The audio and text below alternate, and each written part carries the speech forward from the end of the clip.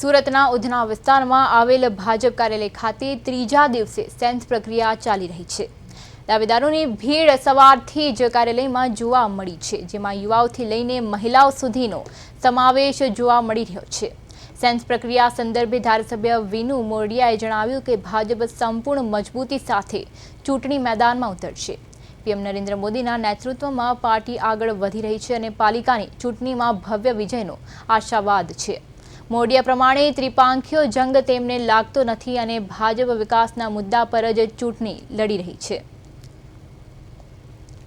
સહજ ભારતીય જનતા પાર્ટીના કાર્યકર્તાઓમાં ઉત્સાહ હોય, કારણ કે અત્યારે દિલ્હીની અંદર માનનીય નરેન્દ્રભાઈ મોદીના નેતૃત્વમાં દેશની અંદર અમૃતકાળ ચાલી રહ્યો છે અને આ અમૃતકાળમાં ભારતીય જનતા પાર્ટીના વર્ષોથી કામ કરતા હોય કાર્યકર્તાઓને વધારે એક પ્લેટફોર્મ મળે, તક મળે તે માટે ઉમેદવારી કરે।